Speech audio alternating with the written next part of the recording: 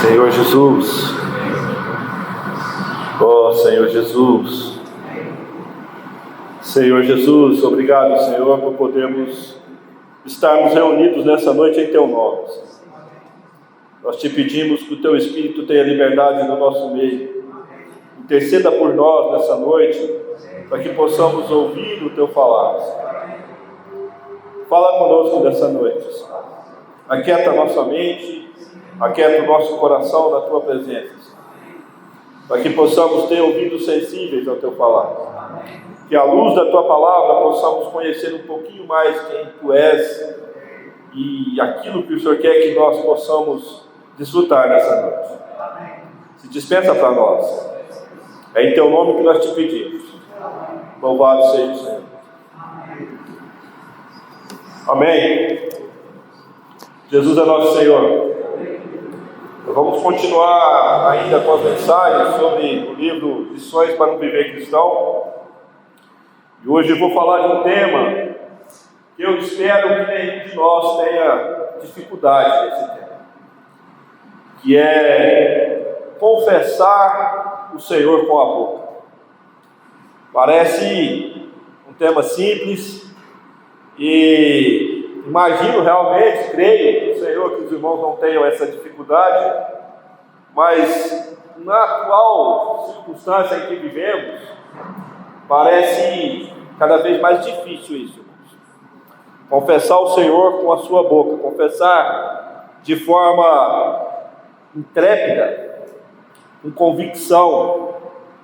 Eu digo isso por causa de tantas coisas que são confessadas no mundo hoje. Tantas vozes que esse mundo nos bombardeia dia a dia, toda hora, internet, televisão, ideologias, faculdade, escola, trabalho, tantas coisas que são confessadas, que muitas vezes pode nos inibir. Não sei se você já passou por essa saia justa de ficar inibido de confessar o nome do Senhor Jesus.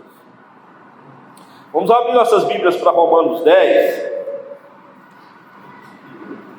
Vou ler para os irmãos o versículo 9 e 10. Os irmãos, por favor, me acompanhem. Se com a tua boca confessares Jesus como Senhor e em teu coração creres que Deus o ressuscitou dentre os mortos, serás salvo. Porque com o coração se crê para a justiça e com a boca se confessa a respeito da salvação. Aqui nós vemos dois pontos: coração e boca. Esses dois versículos nos diz que tem que ter uma conexão entre o coração e a boca. Tem que haver uma conexão, uma harmonia entre aquilo que está dentro do teu coração e aquilo que sai da tua boca. Quando nós cremos que é o que é a base da nossa fé, nós cremos naquele Jesus que morreu na cruz por nós. Não só isso, nós cremos naquilo que Deus fez por meio do seu Filho na cruz, por cada um de nós. E Jesus naquela cruz morreu, derramou seu sangue, para que nós tivéssemos salvação, fôssemos justificados e redimidos pelo seu sacrifício na cruz. E não só isso, Deus o ressuscitou, Jesus venceu a morte. Essa é a cerne, a base da fé cristã. É aquilo que nós cremos. Eu tenho certeza que é a convicção de cada um de nós aqui nessa noite. Nós fomos salvos por isso, essa é a nossa fé. E é isso que nós precisamos confessar. Muitas vezes nós temos dificuldade em confessar aquilo que você não tem convicção, aquilo que você não tem certeza. Mas tudo aquilo que você tem convicção e certeza, você confessa e fala: não, é certeza, não é assim? Se te perguntar sobre uma coisa que você tem certeza, você pode afirmar com convicção: isso é verdade. E nós precisamos confessar com convicção de que é verdade que Jesus Cristo morreu na cruz e ressuscitou por cada um de nós, para que nós tivéssemos vida e vida em abundância. E hoje pudéssemos dar essa confissão de fé para todo aquele que estiver do nosso lado. Isso faz parte da nossa salvação. Se o que eu disse para os irmãos aqui está no seu coração, imagino que você não tenha dificuldade em confessar essas coisas para as pessoas. Tem que haver essa conexão, essa convicção, essa intrepidez nos nossos lábios de que o Senhor morreu por nós. Que o trabalho que Jesus fez na cruz não foi em vão. Mas aí, eu espero que não, mas muitas vezes passamos por circunstâncias que nos deixam tímidos em relação a essas coisas. Nós vamos falar um pouquinho sobre isso essa noite. Romanos 4, versículo 24 e 25, diz assim: mas também por causa de nós, a quem há de ser imputado, a nós os que cremos naquele que dos mortos ressuscitou, Jesus nosso Senhor, o qual foi entregue por causa das nossas transgressões e ressuscitado para a nossa justificação. Aqui o Senhor afirma que Jesus foi entregue por nossas transgressões e ressuscitado para que nós fôssemos justos, justificados no Senhor. Mas 1 Coríntios, capítulo 15, versículo 17, tem um versículo interessante.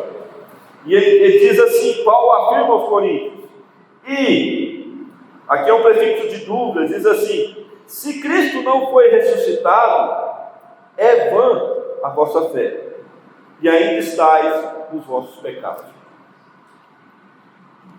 Espero que essa dúvida não esteja no seu coração, irmão.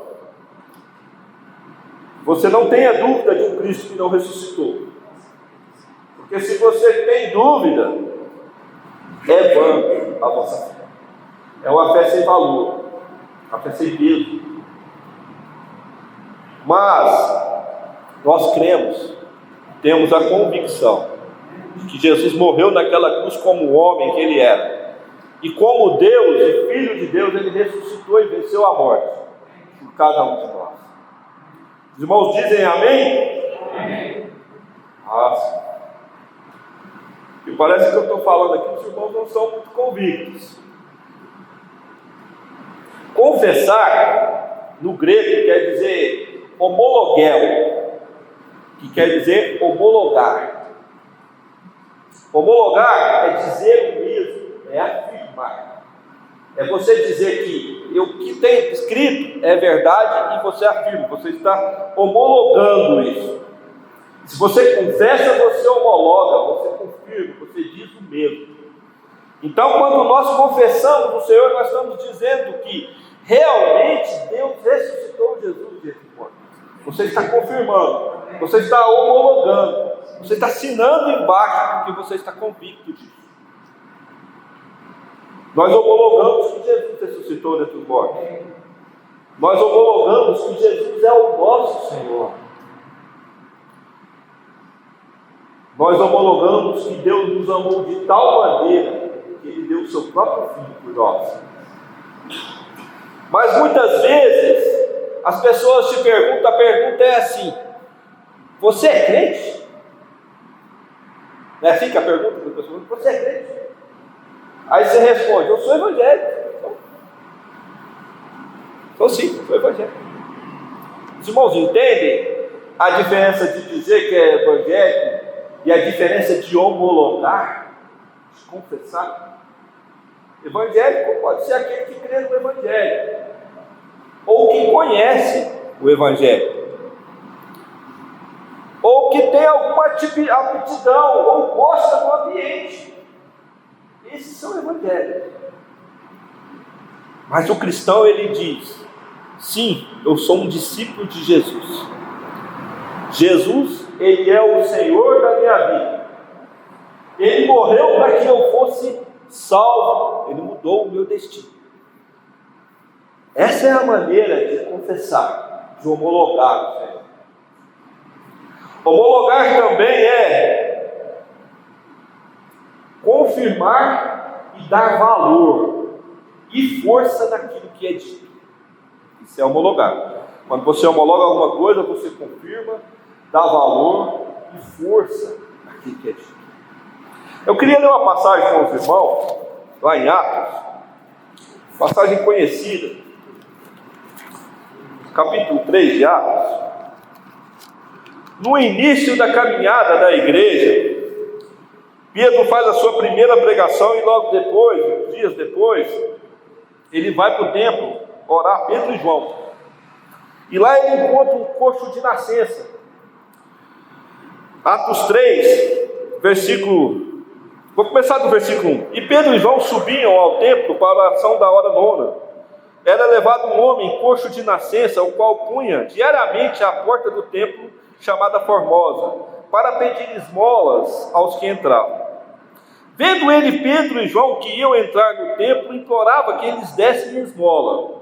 Aqui um homem coxo de nascença que estava pedindo dinheiro, esmola na porta do templo. Isso bem comum naquela época. Pedro, fitando juntamente com João, disse: olha para nós. Ele os olhava atentamente, esperando receber alguma coisa. Versículo 6. Pedro, porém, lhe disse: não possuo nem prata nem ouro, mas o que tenho, isso te dou, em nome de Jesus Cristo Nazareno. Anda. E ele andou. Aqui Pedro, pelo que ele disse, curou esse homem. Mas eu queria que os irmãos prestassem atenção como Pedro disse. Ele falou: eu não tenho dinheiro, eu não tenho prata nem ouro. Agora ele homologa, ele confirma, ou seja, ele dá força e poder do que ele vai dizer. Ele diz: não tenho prata nem ouro, mas isso te dou, em nome de Jesus Cristo, o Nazareno. Os irmãos estão entendendo o que é dar força e poder no que você diz, que sai da sua boca? Dizer dessa forma, confessar dessa forma. Qual que foi o resultado? Esse homem andou, ele foi curado. Ele foi curado pelo poder de Pedro e João? Ele foi curado porque eles homologaram, eles confessaram o nome daquele que pode curar qualquer um de nós. Eles confessaram o nome daquele que pode nos livrar de qualquer que seja a nossa doença, a nossa deficiência, a nossa mazela, qualquer seja o seu problema. Esse nome tem poder de curar. Eles homologaram, saíram da boca deles, assim como precisa sair de cada um de nós.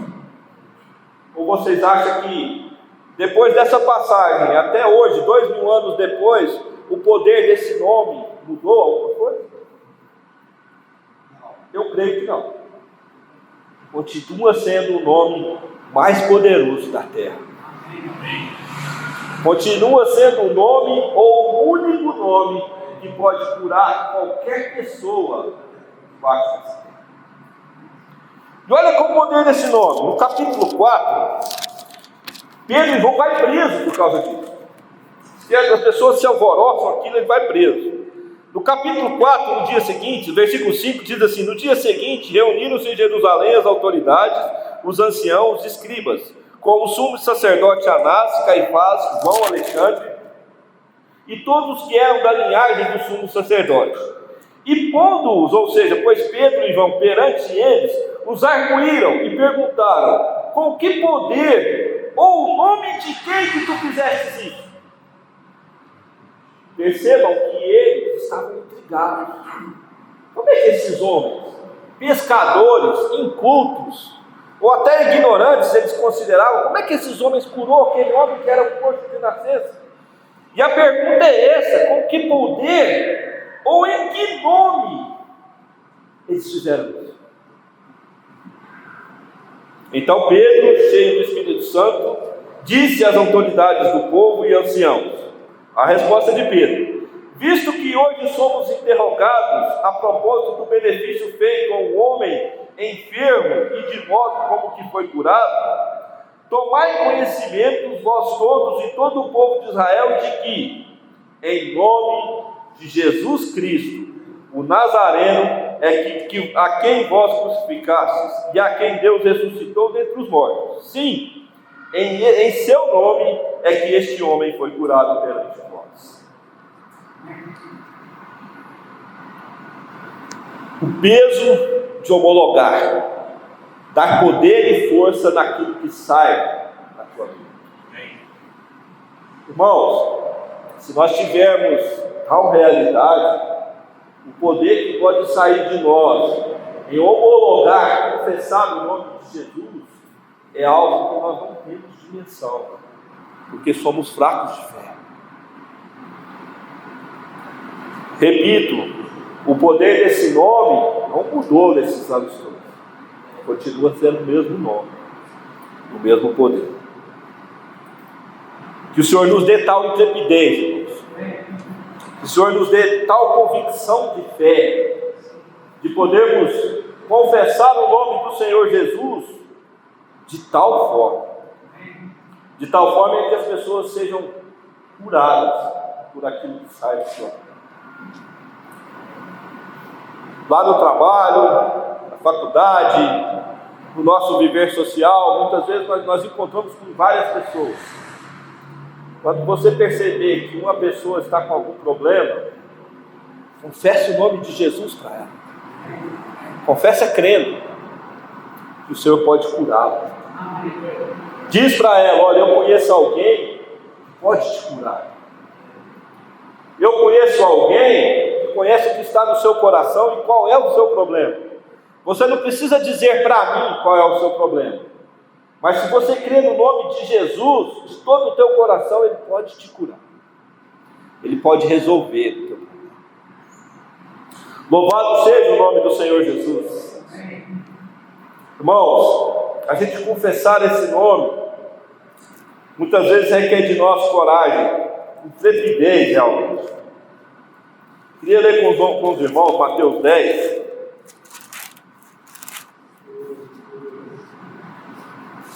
Versículos 32 e 33. Mateus 10, 32 e 33.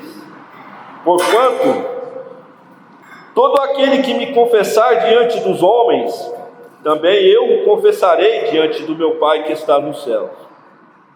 Mas aquele que me negar diante dos homens, também eu o negarei diante do meu Pai que está nos céus. Aqui o Senhor nos faz uma promessa e também uma condição.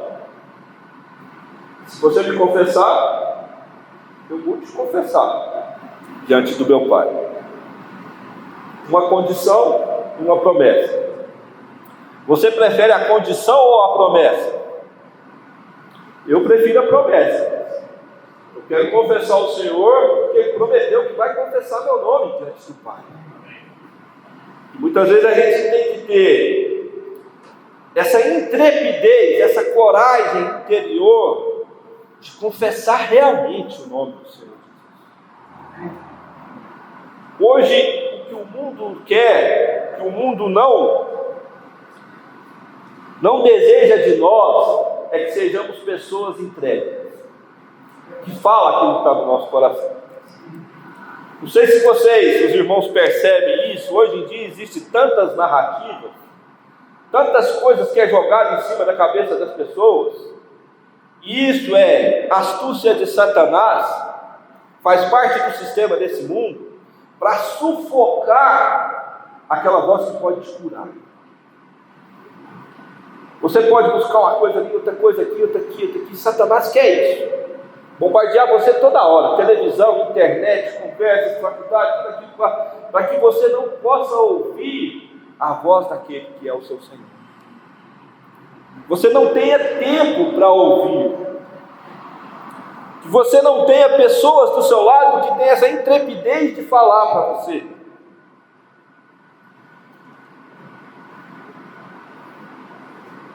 E muitas vezes a gente precisa vencer essas barreiras, vencer aquilo que o inimigo está colocando na nossa frente. Não sei se você já passou pela situação de você falar: hoje eu vou falar do Senhor Jesus para tal pessoa. um amigo de escola, um colega do trabalho, um parente, um vizinho, seja qual for a circunstância. Hoje eu vou falar. Chega lá, parece que não tem tempo. Parece que não dá tempo, ou surge um outro problema, ou surge uma outra coisa. E aquilo está aqui assim, ó. Tá. A hora que vai, surge outra coisa. Você já passou por isso? Algum de nós, eu acho que nós já passamos por isso. E passa o dia e não dá. Você fala, puxa vida, não consegui, amanhã, quem sabe? Mas que as coisas não corroboram para quem se percebe. E é verdade. Porque quando a gente fala ou confessa o nome do Senhor Jesus, isso não é para a nossa glória própria, é para a glória do Senhor. Filipenses 2,11 diz assim: toda língua confessa que Jesus Cristo é o Senhor. Para quê? Para a glória de Deus Pai. Quando você fala, você está glorificando a Deus por aquilo que você fala para as pessoas. Quando você confessa o Senhor Jesus, você está glorificando o nosso Deus. Quando você traz uma pessoa do seu lado, você consegue fazer uma oração por ela, essa pessoa vai ficar tremendamente agradecida. Não se envaideça, é para a glória de Deus Pai. E a pior coisa para o nosso inimigo, que o nosso Deus seja glorificado. Eu queria ler com os irmãos uma outra passagem, lá em João 9, que também nos fala sobre isso. Nós vimos essa passagem positiva de Pedro e João, que homologaram realmente o nome do Senhor Jesus. E agora no Evangelho de João, por um lado positiva, por um lado negativa. João 9.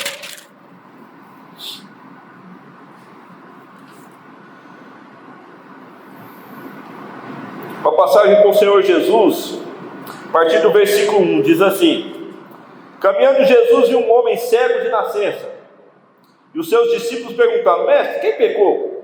Este ou seus pais, para que nascesse cego? Respondeu Jesus: nem ele pecou, nem seus pais, mas para que se manifeste nele as obras de Deus. Quero que os irmãos pontuem essa frase: nem ele pecou, nem o pai dele. Mas o que iria acontecer, ou que seja acontecer com ele, seria para que se manifestasse nele as obras de Deus. Ou seja, esse homem nasceu cego por um propósito. É necessário que façamos as obras daquele que me enviou, versículo 4. Enquanto é dia, a noite vem, enquanto ninguém pode trabalhar. Enquanto estou no mundo, sou a luz do mundo. Dito isso, cuspiu na terra e, tendo feito lodo com a saliva, aplicou nos olhos do cego, dizendo-lhe: vai, levanta-te do tanque de Siloé, que quer dizer enviado. E ele foi, lavou-se e voltou vendo. Que Jesus cura esse cego.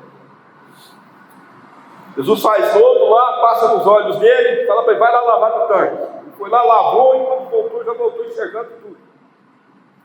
Muito bom, né? O próprio Senhor Jesus fez isso. Olha uma coisa.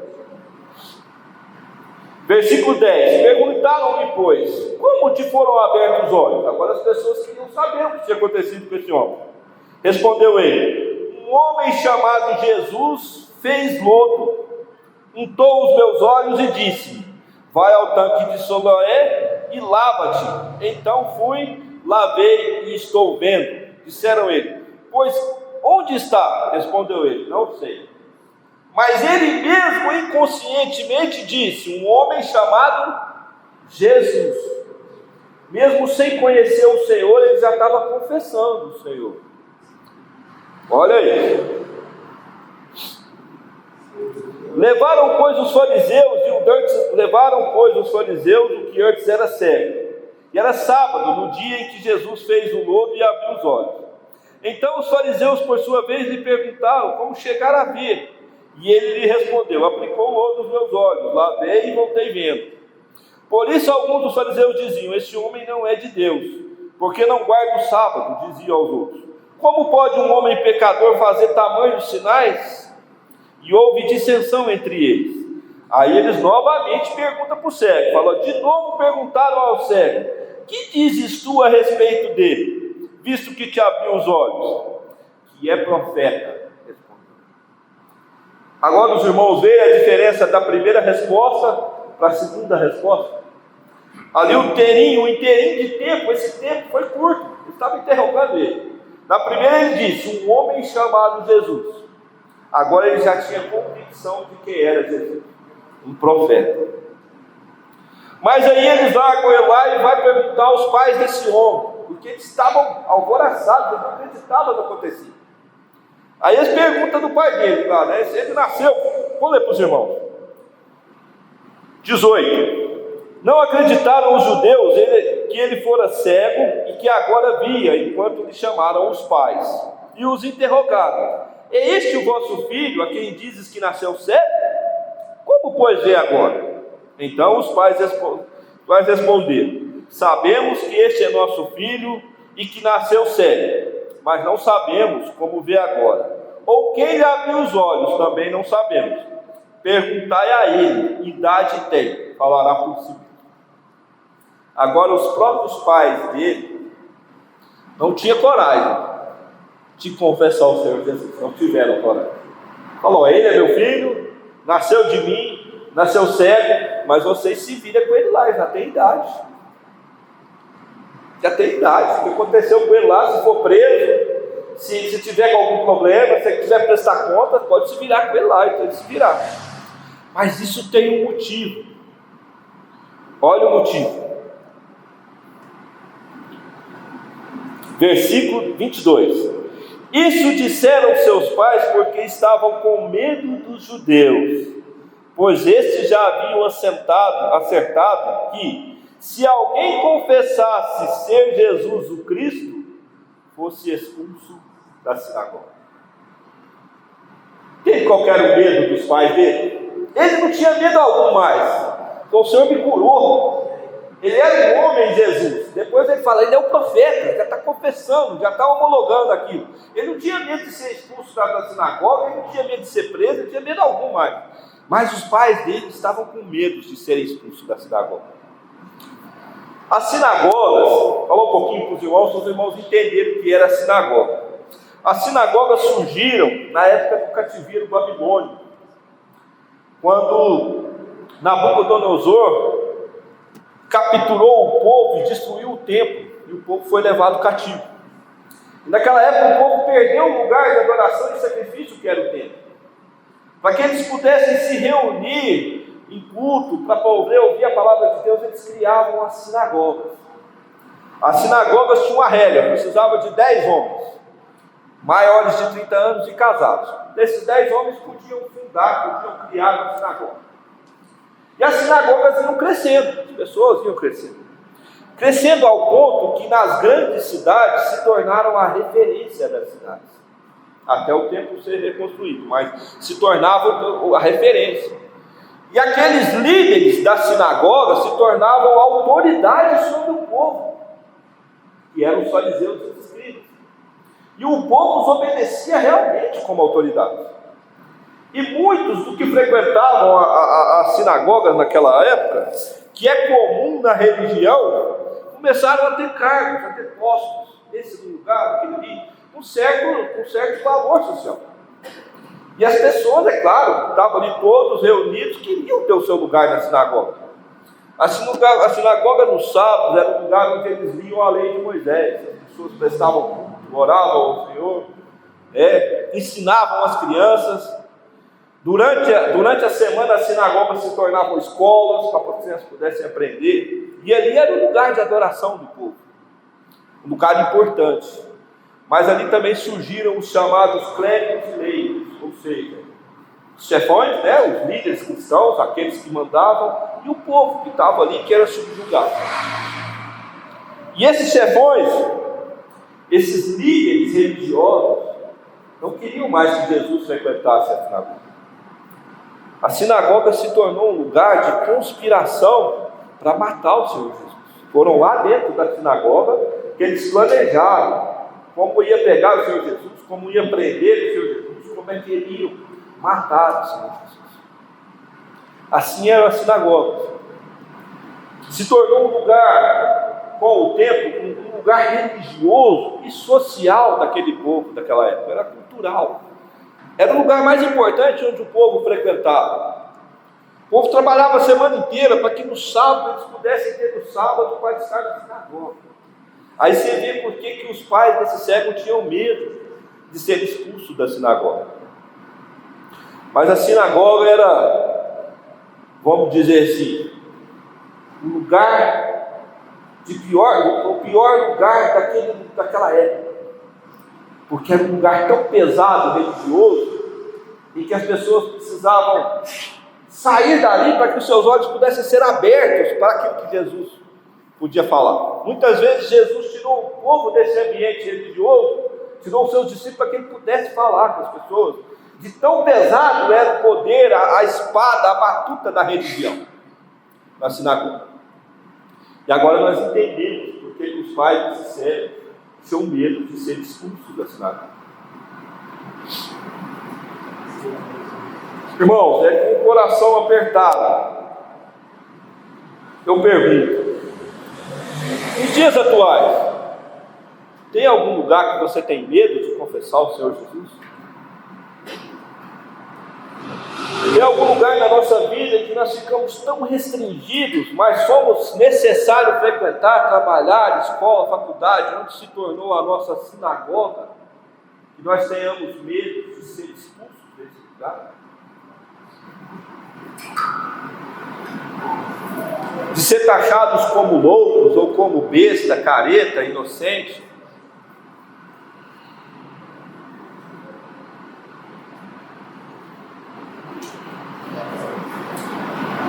De ser excluído daquele grupinho de faculdade que é descolado, que vai nas festas, que vai nos lugares?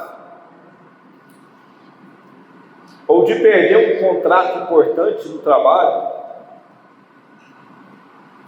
Ou sabe aquele grupo social que sempre lembra de você, falou: nós vamos reunir tal dia, em tal hora, tal lugar ali para a gente divertir, falar, comida boa, música boa, pessoas descoladas,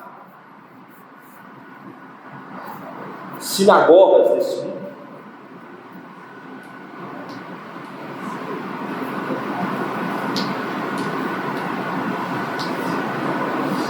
É importante nós pensarmos nisso, irmãos. Eu ia falar um pouquinho com os jovens. Já passei por isso. Por algumas vezes de ficar envergonhado de dizer que eu era cristão, quando era jovem. Por pressão dos colegas, dos amigos, por falar que eu era bobinho, que era um crentezinho, aquilo tudo ali. Passei por isso.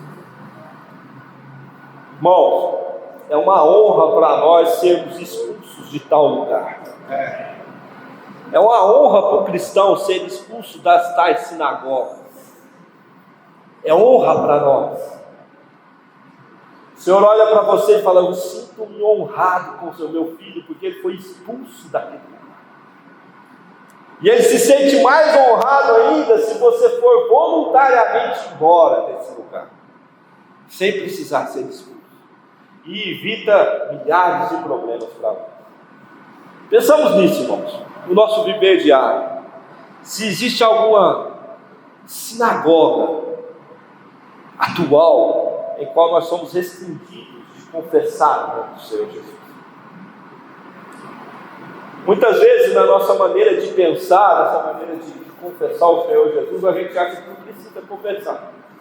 Basta você agir bem, ter uma conduta boa, conduta reta, pagar suas contas em dias, tratar as pessoas com educação, solícito, não ser uma pessoa que fala besteira, não está nos grupinhos, ou seja, com a conduta reta. Mas a palavra diz que é necessário confessar, pessoal. Se você não confessa, mesmo que você tenha uma índole correta, como é que as pessoas vão saber que você é um cristão? Não existe cristão mudo. Não existe cristão 007. Não existe. Secreto. Não existe. O cristão tem que falar. Por mais certo que seja, Eu tenho certeza que os irmãos também conhecem. Eu conheço muitas pessoas que não são cristãos, mas que são pessoas corretas, cumprem com todas as suas obrigações, falam a verdade, pagam suas dívidas, tratam as pessoas com educação, mas não são cristãos. É inútil você ter uma conduta correta e não abrir sua boca. A palavra diz que você tem que confessar, você tem que abrir a sua boca, falar. É necessário. Como é inútil também você falar que é um cristão. Não, eu sou cristão, eu sou filho de Deus, mas não paga as suas contas, faz as coisas tudo errado, está mentindo, está dando tombo nas pessoas, também é inútil. Ou seja, uma coisa tem que confirmar a outra. A sua conduta confirma o seu falar e o seu falar confirma a sua conduta. Por isso que há essa conexão entre o coração e a boca. Mas em Mateus 12, 34, fala que a boca está cheia, a boca fala do que o coração está cheio. Ou seja, você fala daquilo que você está cheio. Nós estamos passando por um período eleitoral agora, vamos ter eleições próximas agora. Você liga a televisão, é só eleição, não é? Fulano de tal fez isso, Lula, aquilo, funcionário, ali, aquilo, coisa, tudo aquilo que estão falando, lá. Se você ficar o dia inteiro, a noite inteira, a semana inteira ouvindo, o que você vai falar? Aí a pessoa chegar e falar, poxa, meu irmão Neto, você viu lá o debate do fulano de tal?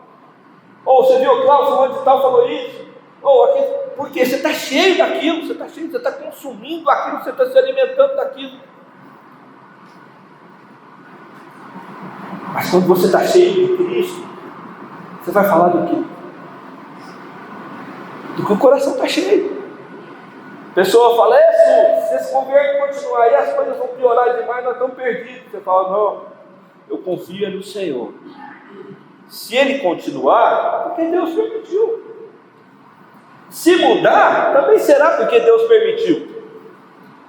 Nós confiamos que todas as autoridades que estão sobre nós e que nós as respeitamos e aceitamos, foi porque Deus permite, é o que a palavra nos diz. Nós homologamos e confirmamos isso, porque é a palavra do Senhor. A boca fala do que o coração está cheio. Nós não precisamos ter medo ou receio de falar aquilo que é a nossa fé. Nós não precisamos ter medo do outro homem, ter medo do nosso próximo, do nosso chefe, do nosso colega de escola, do nosso vizinho, seja quem for o outro. Nós precisamos ter medo. Olha o que Provérbios 29 e 25 diz assim: o receio do homem lhe arma laços. Ou seja, você ter medo do homem, você vai cair em laços e ciladas. Mas o que confia no Senhor está seguro. Deus é aquele que nos redimiu, nos comprou com teu sangue, nós pertencemos a Ele. Então Ele tem responsabilidade sobre nós. Se nós o confessarmos, com certeza Ele vai nos preservar. Ele vai nos guardar, nos livrar de todas as ciladas. Mas por outro lado, se você tem medo, tem receio do homem, só de não confessar você já caiu na cilada. Só de não abrir sua boca e homologar o nome do Senhor Jesus, você já caiu na cilada. Nós não precisamos ter medo do homem. Vocês lembram daquela passagem de Pedro? Os irmãos todos conhecem, ele nega o Senhor, né? Antes disso, o Senhor está reunido com eles, ele fala para o Senhor: Senhor, eu estou tanto pronto para ir preso quanto para morrer contigo. Pedro diz assim para o Senhor Jesus: falou, eu estou pronto para o que vier, tanto ser preso para até morrer contigo. Mas esse era o coração dele. Ele não falou aquilo da boca para fora, ele não disse da boca para fora. Tanto é que quando o Senhor Jesus vai, os irmãos conhecem, eu estou resumindo aqui por causa do tempo, mas os irmãos conhecem a história. O único que vai atrás do Senhor Jesus quando vai ser preso foi Pedro. E ele está lá de longe, olhando as pessoas prendendo o Senhor Jesus, leva para a casa de Caifás, interroga o Senhor Jesus, o Sinédrio se reúne para julgar o Senhor Jesus, ele está ali pertinho, olhando, quer saber o que vai acontecer. Mas aí vem o medo do homem, tomou conta do seu coração. Eu queria ler com os irmãos só uma passagem aqui para os irmãos, Mateus 26. Como é que o que o medo faz conosco? Ó, 26 a partir do 69.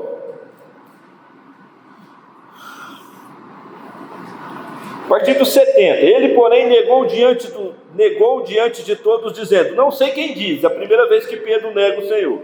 E saindo para o alpendre, foi ele visto por outra criada, a qual disse aos que ali estavam: este também estava com Jesus. E ele o negou com juramento: não conheço tal homem. Logo depois, aproximando-os dos que estavam, dizendo: verdadeiramente és também um deles, porque o teu modo de falar o denuncia. Olha como é que eles perceberam que Pedro era um deles: pelo modo de falar. O teu modo de falar é igual ao do Senhor Jesus. O teu modo de falar é igual ao dos outros discípulos. Você fala das mesmas coisas. Certamente ele estava ali conversando com as pessoas, e as pessoas ouvindo ele falar, e o modo de falar dele era diferente. Mas por causa do medo, ele muda o jeito de falar. Olha aqui, versículo 74. Então começou ele a praguejar e a jurar: não conheço esse homem. Imediatamente cantou o galo. Aí já começou a se maldizer, se praguejar, coisa que não era costume dele. Ele não tinha esse costume de praguejar, de fazer essas coisas. Por causa do medo do homem, medo do que podia lhe acontecer, ele mudou a maneira de falar, assim, ó, imediatamente. Tem uma porção lá em Lucas que termina essa frase, que fala que logo depois disso Jesus fitou os olhos dele. Jesus olhou para ele, dentro dos olhos de Pedro. Agora você imagina que situação. Fala: Pedro, puxa vida. Certo, Jesus pensou, né? Imagino eu, mas é claro que tem essa capacidade de falar: puxa, você falou que estava pronto tanto para ser preso, quanto para morrer, e agora, olha aí, como você é fraco. Agora, imagina o outro lado, o coração do Pedro, vendo Jesus olhar para ele daquela forma. Meu Senhor, como eu sou miserável, ele deve ter pensado. Que lixo de pessoa eu sou. Como eu sou fraco. Irmãos, eu fico pensando isso, assim, meu coração fica assim, sabe, borbulhando de pensar o que Pedro estava sentindo naquele momento. Nossa, o Senhor falou que eu ia negar, e eu falei que não, e agora eu neguei toda essa situação. Senhor Jesus, irmão, nós não podemos ser tímidos, é algo que nós precisamos ser trabalhado. Todos nós, em algum momento na vida, tivemos que vencer a nossa timidez. Uns mais, outros menos. Tem gente que é o extremo, né? Tem gente que não consegue abrir a boca, assim, não consegue. É algo da personalidade da pessoa. Precisa ser tratado, precisa ser trabalhado a timidez. Mas quando nos é necessário homologar, confessar o nome do Senhor Jesus, nós precisamos vencer essa timidez. Nós não podemos perder a oportunidade de fazer isso. Não nos é permitido, lembrando de que o Senhor Jesus disse: se você me negar diante dos homens, eu te negarei diante do Pai. Certa vez Moisés foi um homem predestinado a tirar o povo do Egito. Por meio dele, Deus tirou aquele povo do Egito. Mas depois de 40 anos de vida, ele vai para o deserto, passa um tempão lá, e tudo o Senhor Jesus vai falar com ele, e diz para ele qual é a missão dele. Olha a resposta de Moisés, Êxodo 4. Moisés fala algo para o Senhor interessante aqui. Êxodo 4, a partir do versículo 10, diz assim: então disse Moisés ao Senhor: ah, Senhor, eu não sou eloquente, nem antes fui, nem ainda depois que falasse ao teu servo, porque sou pesado de boca e pesado de língua. Aí está falando: ô Senhor, para mim não dá, eu não sei falar. Sou pesado de boca, pesado de língua. Tem umas versões, né, a gente imagina que talvez seja, que ele fala: Senhor, eu sou gago. Talvez ele fosse gago, tivesse algum problema na língua. Eu não tenho condições de falar, porque Deus tinha falado para ele que ele ia estar junto de Faraó e falar o que precisava falar com o Faraó. Ou seja, ele tinha que ir lá no Faraó e homologar tudo aquilo que Deus estava falando para ele, confirmar, dar poder, dar força naquilo. E ele fala: não, Senhor, para mim não dá, eu não consigo falar. Eu posso ter força nos meus braços, ser saudável, não, saudável tu vai falar, não é comigo. E olha a resposta do Senhor no versículo 11. Ao que lhe replicou o Senhor: quem faz a boca do homem? Ou quem faz o mudo, ou o surdo, ou o que vê, ou o cego? Não sou eu, o Senhor? Não é verdade? Não é o Senhor que nos fez? Ele não pode destravar a nossa língua? Ele não nos pode fazer vencer toda a nossa timidez? Ou vocês acham que é impossível para o Senhor fazer um tímido não abrir a boca? Eu não acho. Irmão, nós não podemos nos envergonhar de confessar o nome de Jesus. O Senhor Jesus não teve vergonha alguma de morrer pela morte, e a morte pior, a mais perversa tipo de morte que havia naquela época, que era esse homem ser crucificado em praça pública. Mas ele teve que carregar sua própria cruz pelas ruas da cidade. Foi esbofeteado, foi maltratado, apanhou na cara, foi cuspido. Quando pediu água, lhe deram vinagre. O Senhor Jesus não teve vergonha alguma disso. Ele fez isso por ele ou por mim e você? Por que hoje nós, meros mortais, fracos, frágeis, pecadores, vamos nos envergonhar de confessar o nome daquele que morreu por nos salvar? Repita agora o que eu disse no início da palavra. Espero que nenhum de nós tenha passado por tal situação de se envergonhar, ser tímido, temer, ao de alguma forma confessar, homologar o nome do Senhor Jesus. Isaías 51:12 diz assim: Eu sou aquele que vos consola. Quem, pois, és tu para teres medo do homem, que é mortal, ou filho do homem, que se tornará como fêmea? Lucas 12, versículo 9, 8 e 9.